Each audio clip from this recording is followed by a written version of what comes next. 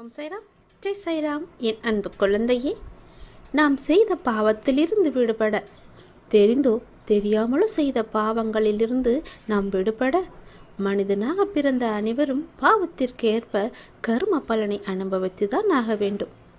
நாம் நல்லது செய்கின்றோம் என்ற தோரணையில் சென்று கொண்டிருக்கும் போது நம்மை அறியாமலேயே ஏதோ ஒரு சின்ன விஷயத்தில் அறியாமல் ஒரு பாவத்தை செய்து விடுவோம். அப்படி செய்தால் கூட அதற்கு கர்ம பலனை அனுபவித்துதான் ஆக வேண்டும். பலர் தற்சமயத்தில் உள்ள மகிழ்ச்சியை மட்டும் கண்டு மற்றவர்களை புண்படுத்திவிட்டு பிற்பகல் என்ன விளையும் என்பதை பற்றி சிறிதும் கூட நினைத்து பார்ப்பதில்லை.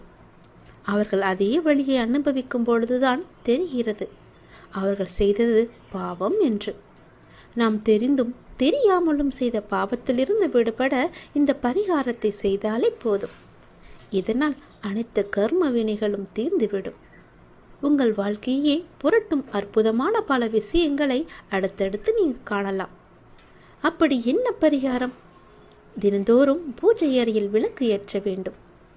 தினமும் விளக்கு ஏற்ற முடியவில்லை என்றாலும் வாரத்திற்கு ஒரு முறை என வெள்ளிக்கிழமை அன்றாவது விளக்கு ஏற்றி இறைவனை நீங்கள் வழிபட வேண்டும். வெள்ளிக்கிழமை அன்று தீபமேற்றி வழிபடும் பொழுது கடவுளுக்கு நைவேத்தியமாக சிறு கட்டி வெல்லத்தை படைத்து வணங்க வேண்டும். பூஜை முடிந்தவுடன் படைத்த வெல்லத்தை நிலைவாசலில் கொண்டு வைக்க வேண்டும். அதை எறும்புகளுக்கு தானமாக கொடுக்க வேண்டும். பூஜை முடிந்து நிலைவாசலில் வைக்கும் வெல்லத்தை சிறு சிறு பூச்சிகள் மற்றும் எறும்புகள் சாப்பிடும் அல்லவா? அவ்வாறு சாப்பிடுவதால் நம்முடைய பாவங்கள் அனைத்துமே நீக்க பெற்று நாம் சந்தோஷமாக வாழலாம். நம் பாவங்கள் அனைத்தையும் அவைகள் ஏற்றுக்கொள்ளும் என்பதுதான் ஐதீகம். இவ்வாறாக எறும்புகளுக்கு தானம் அளித்து வருவதன் மூலம் நமது வாழ்க்கையில் சிறந்த மாற்றங்களை நம்மால் காண முடியும். இந்த பரிகாரத்தை எல்லோருமே செய்யலாம். தொடர்ந்தும் செய்து வா. இந்த பரிகாரத்தை தொடர்ந்து நீ செய்து வர அறிந்தோ அறியாமலோ செய்த பாவங்களிலிருந்து உடனடி நிவாரணம் கிடைக்கும் உனக்கு. இதை ஏன் நான் இந்த நேரத்தில் உன்னிடம் சொல்ல வருகிறேன் என்று யோசித்து பார்த்தாயா? நேற்று உன்னையே அறியாமல் ஒரு சிறு விஷயத்தை நீ செய்தாய். அது உனக்கு ஞாபகம் இருக்கிறதா இல்லையா என்பது கூட எனக்கு தெரியவில்லை. நீ செய்த ஒரு சிறு விஷயம் உன்னுடைய பாவ கணக்கில் சேர்ந்து விட்டது. பயப்படாதே, கலங்காதே. உன் அப்பா நான் இருக்கின்றேனே. அதற்கான நிவாரணத்தை கொடுக்கத்தான் நான் இப்போது உன்னை தேடி வந்திருக்கிறேன். இரவு என்று பாராமல் உன்னை நோக்கி வந்ததன் காரணம், நீ செய்த பாவத்தை உடனடியாக போக்க வேண்டும் என்பதற்காகவே. நான் சொல்வது போலவே செய்துவிடு. தினமும் முடிந்தால் உன் வீட்டில் நீ விளக்கு ஏற்று. தினமும் வெள்ளக்கட்டிகளை வை அல்லது சர்க்கரைகளை வை.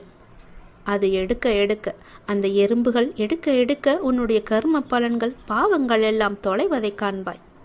இதை 2 நிமிடம் மட்டும் நீ கேள். 2 நிமிடம் இதை கேட்டால் போதும். இன்று இரவுக்குள் 2 நல்ல செய்திகளை உன்னை தேடி நான் வர வைப்பேன். அதை நீ அறிந்து கொள்.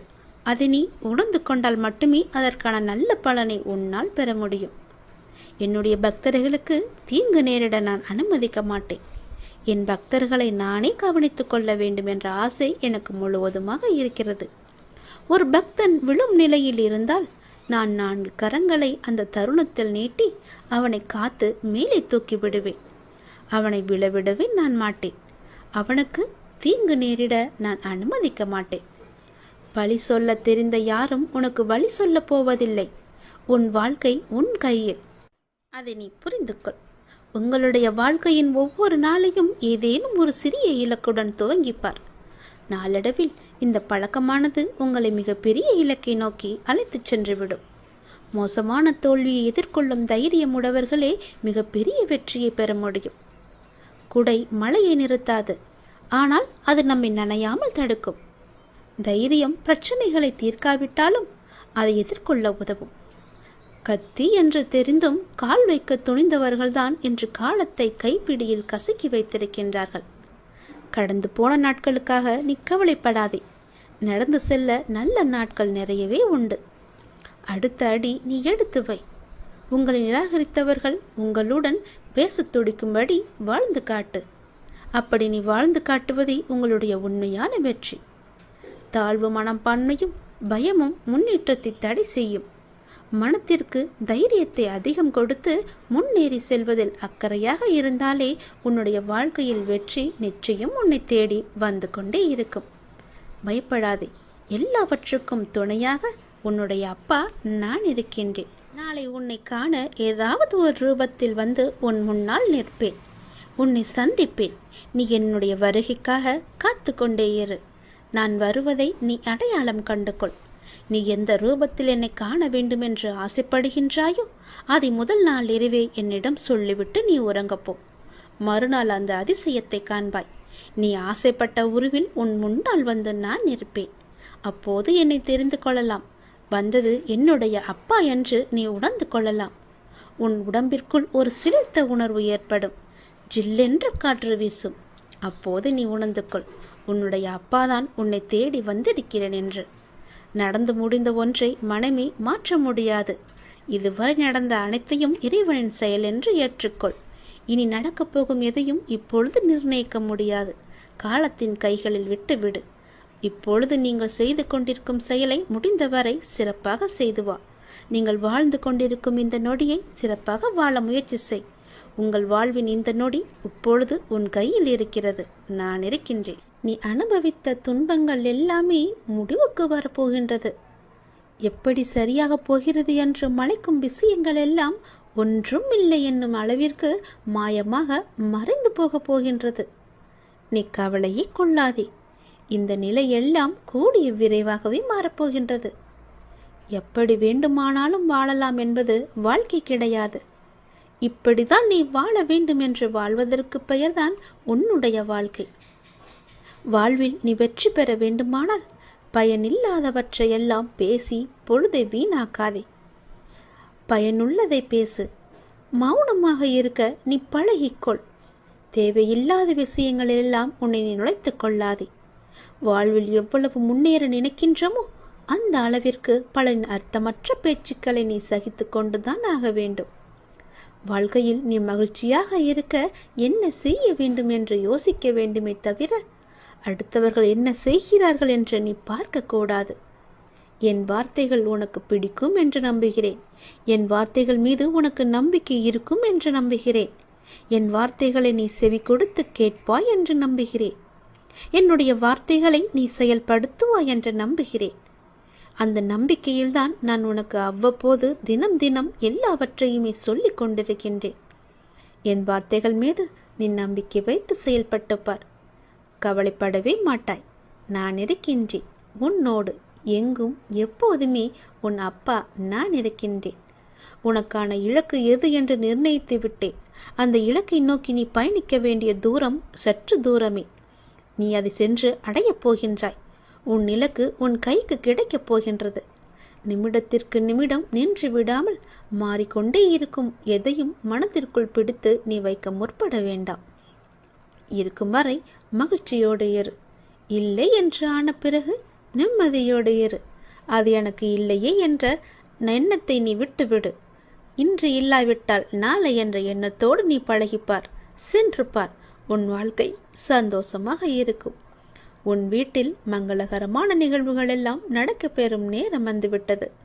நீ முயற்சி செய். வெற்றி கிடைக்கும். இந்த அப்பாவின் ஆசையோடு நீ கேட்டது கிடைக்கும். நீ நினைத்தது நடக்கும். நீ மகிழ்ச்சியாகவே இருக்கப் போகின்றாய். அந்த மனிதனை அளிக்கும் 3 எதிரிகளை மட்டும் உனக்குள்ளே வைத்துக் கொள்ளாதே. மிகவுமே மோசமானது. நான் என்கின்ற ஆணவம் உனக்கு வேண்டாம். அவனா என்ற பொறாமை உனக்கு வேண்டாம். எனக்கு என்கின்ற பேராசையும் உனக்கு வேண்டாம். இந்த 3 குணங்களுமே மனிதனை நிம்மதியாக வாழ விடாது. இது மட்டும் உன்னிடத்தில் இல்லை என்றால் நீ நிம்மதியாக சந்தோஷமாக வாழலாம். அமைதியாக இருக்கிறேன் என்று என்னை நினைத்து கோவப்படுவது சரியே. அமைதியாகத்தான் உள்ளேன். உன் கர்மாவை மாயையின் விளையாட்டிலிருந்து காப்பாற்ற நான் உனக்காக எப்போதும் எல்லா ரூபத்திலும் இருப்பேன். உன் வாழ்க்கையில் உன்னை ஆளும் மிகப்பெரிய விஷயம் உன் மனமும் புத்தியும் தான். உன் மனமானது சஞ்சலம் இல்லாமலும் புத்தி நல்லவையை நாடுதல் இவைகள்தான். உன் வாழ்க்கையை நேரமானது ஆளும்போது உன் பாதை என்னவென்றும் அதில் நீ எப்படி பயணிக்க வேண்டும் என்றும் உனக்கு புரியும். உன் புத்தியும் மனமும் உனக்கான நல்ல நேரத்தை தீர்மானிக்கும். இதுவே மாயை விதி சூழ்ந்துவிட்டால் அவற்றால் உன் மனமும் புத்தியும் அகப்பட்டு கொண்டு இருக்கும். அதுவே உனக்கான நேரத்தை எதிர்மறையாய் தீர்மானிக்கும். உன்னுடைய முடிவுகள்தான் உன் வாழ்க்கையில் இடம்பெறும் இன்பமும் துன்பமும். இன்பமும் உன் ஆன்மா யோசிக்கும் விதத்தில் உன் கஷ்ட காலம் என்பது முந்தைய கர்மவினை, அதாவது நீ தெரிந்தோ தெரியாமலோ செய்த தவறுகள். அவற்றின் கணக்கை விதி பார்த்து கொண்டே தான் இருக்கும். அதன் பொருட்டே உன் கடினமான நேரங்கள் நிர்ணயிக்கப்படும். அதனால் எதற்கும் மனம் தளராதே. வாழ்வில் இன்பத்தை கண்டு மட்டுமே வாழ முடியாது, அதே போல துன்பத்தை கண்டு மட்டுமே வாழ முடியாது. இரண்டும் சம அளவே. அதை போலவே நல்லவை என்றும் திகட்டாது. ஆனால் தீமைக்கு ஒரு முடிவு உண்டு. அந்த முடிவில்தான் ஒவ்வொரு நிகழ்வின் ஆரம்பம் ஆகும். நியாயத்தின் சாயல் அப்போது தான் செய்த வினை கர்மா என்ற பெயரில் ஒருவரை ஆட்கொள்ளும். உன்னில் உன் சாய்தேவா இருக்கிறேன். சில நேரம் உன்னை நீயே வெளித்தோற்றத்தில் உணர்கிறாயா? உன் உள்மனம் ஆன்மா ஒரு பக்கம் இருக்கும், இன்னொரு பக்கம் ஏதோ ஒன்று உன்னை தனியே இழுப்பது போல் உணர்கிறாயா? அது மாயை செய்யும் வேலை. அதை இப்போது உணர்ந்து இருப்பாய். அதனால் நீ எதற்கும் பயப்படாதே, கலங்காதே. உன்னில் நிச்சயம் வெற்றி என்ற தீபத்தை நான் ஏற்றுவேன். அனைத்துமாக நான் இருப்பேன். உன் வாழ்க்கையில் என் நன்மைகள் நடக்கும். நீ நினைப்பது நடக்கும். நம்பிக்கையோடு இரு. நம்பிக்கையுடன் வழிபட்டால் காணும் இடமெல்லாம் பாபாவின் தரிசனம் உங்களுக்கு கிடைக்கும். கனவென்று என்று எண்ணிய வாழ்க்கை நிஜமாக மாறும். உன் மனம் உடையும் நிலை வந்தாலும் கலங்காதே. உன்னோடு நான் இருக்கிறேன். உன் நம்பிக்கையும் தைரியமுமாக என்றும் நான் உன்னுடன் இருப்பேன். குரு அவர்கள் நினைத்தால் ஒரு நொடியில் ஏழையை பணக்காரராக மாற்றி விடுவார்.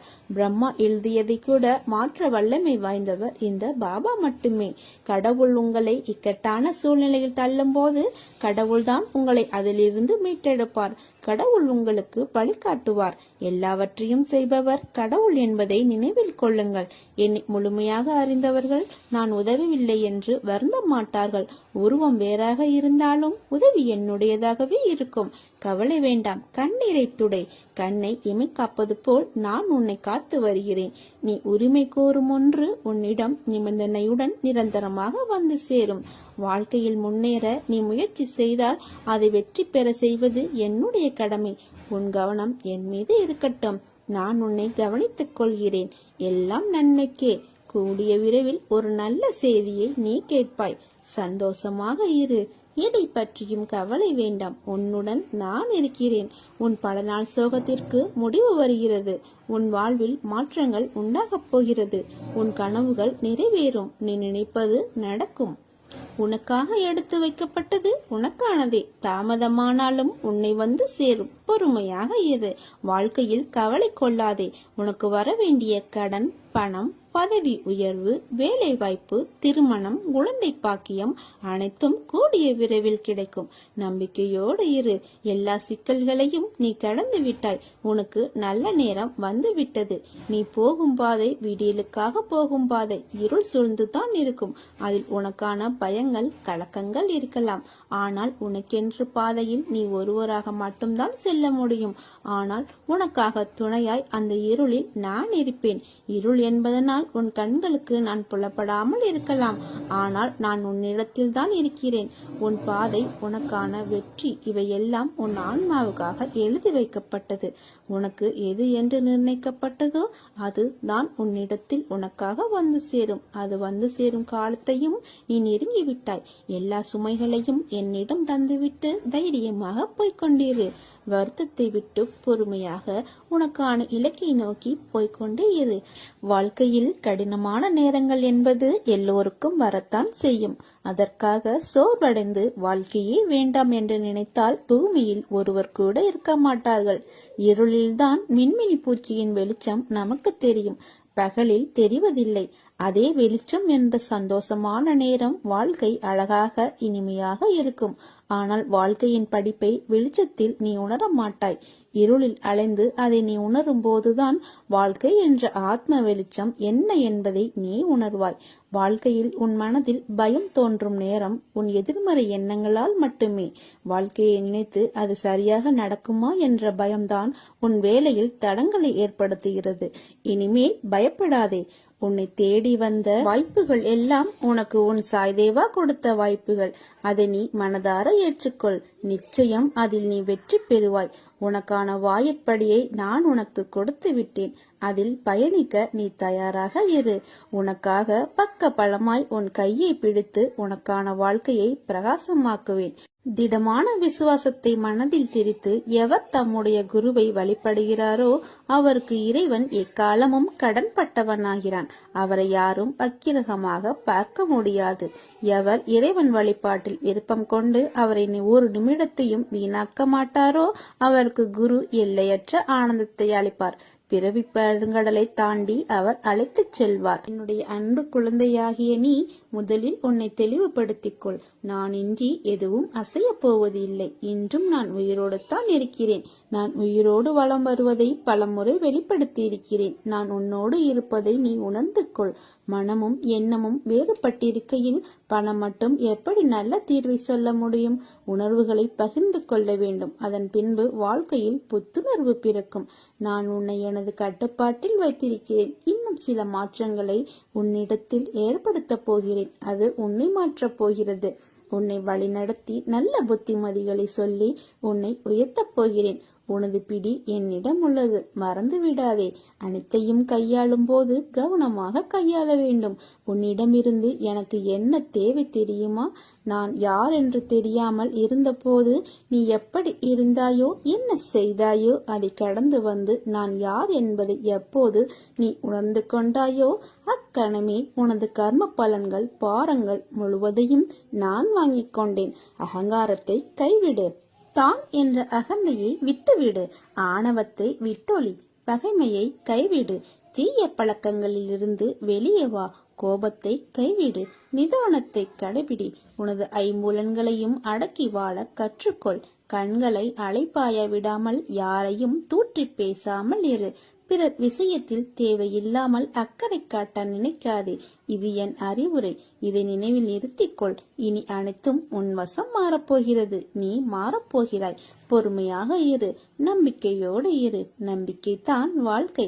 அப்பா, நான் இருக்கிறேன். என்னை சரணாகதி அடைந்தால் நான் உன்னை பாதுகாப்பேன். வாழ்க்கை என்ற பாதையில் நாம் நெடுந்தூரமாக செல்கிறோம் என்பது நம் எண்ணம். ஆனால் பயணிக்க தூரம் சின்னதுதான். அதில் நாம் என்ன புரிந்து கொண்டோம் அதுதான் நாம் பயணத்தின் அளவை நமக்கு காண்பிக்கும். என்றைக்கும் அந்த அளவு உனக்கு நிறைவாய் வேண்டும் என்றால் உன் மனதை தூய்மையாக வைத்துக்கொள். வாழ்க்கையில் ஏற்றமும் இரக்கமும் நிகழ்ந்து கொண்டே இருக்கிறது என வருத்தப்படாதே. முதலில் ஒன்றை புரிந்து கொள். வாழ்வில் நிலையுள்ளவை என ஒன்றும் இல்லை. தற்காலிகமாக நிகழும் சூழலுக்கு சில விஷயங்கள் நிலையுள்ளவையாய் உள்ளது. நிலையான ஒரு இடத்தை கண்டுபிடிக்க சில படிகளில் நீ எதிர்பார்ப்புடன் ஏறி போவாய். உன் எதிர்பார்ப்பு உனக்கு கிடைக்கவில்லை என்றால் அதே படியில் இறங்கி வருவாய். மறுபடியும் இதை செய்வாய். உனக்கென்று ஒன்று கிடைக்கும் வரை. கிடைத்துவிட்டால் அங்கே பொருந்திக் கொள்வாய். அப்படி இருக்கையில் உன் அம்மாவாக அந்த இடத்தில் உன்னை நான் யோசிக்கிறேன். அதற்கு நீ கண்ட வழிகளும் துன்பங்களும் அலைச்சலும் ஏராளம். ஆனால் யோசிக்கும் போது உனக்கு இன்னும் அனுபவம் தேவை. அதனால்தான் உன்னிடத்தில் மாறுதலான சூழ்நிலைகளை கொடுக்கிறேன். அந்த வழியை உனக்கு காண்பித்த நான் உன்னை அதில் வெற்றி பெறச் செய்ய மாட்டேனா? உன் சாய்தேவா பற்றி நீ புரிந்து கொண்டது இவ்வளவுதானா? நிச்சயம் உன்னை நல்வழிப்படுத்தி உன் கவனத்தை அதில் திருப்பி வெற்றி பெறச் செய்வேன். நன்றாக ஞாபகம் வைத்துக்கொள். ஒன்று உன்னிடத்தில் நடக்கவில்லை என்றால் அதைவிட உயர்ந்த மேலான விஷயங்கள் நடக்கப் போகிறது என்று அர்த்தம். அதனால் நீ எதற்கும் பயப்படாதே, கலங்காதே. உன்னில் நிச்சயம் வெற்றி என்ற தீபத்தை நான் ஏற்றுவேன். உன் வாழ்வில் இனி என்றும் ஆனந்தமே இருக்கப் போகிறது. கவலைகளை மறந்து என்னிடம் வந்து உட்கார். என்னையே நீ தியானி. என் மீதே மனத்தை வை. நடக்கப் போவதை அமைதியாய் பார்த்து கொண்டிரு. வானம் உன் மீது விழுந்தாலும் கவலைப்படாதே. உன்னை காப்பாற்ற நான் இருக்கும்போது இந்த கவலை எதற்கு? கலங்குவதால் என்னிடமிருந்து நீ தூரமாகிறாய். என்மேல் நம்பிக்கை இருந்தால் என்னால் உனக்கு முடியாத காரியம் என்று எதுவும் இருக்க முடியாது.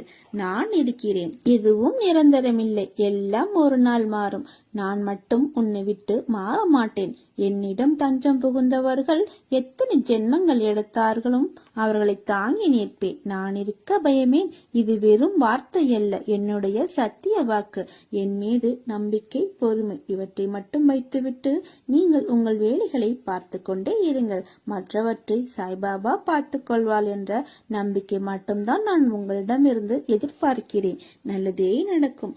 சாயிருக்க பயமேன். ஓம் சாய்ராம். ஜெய் சாய்ராம்.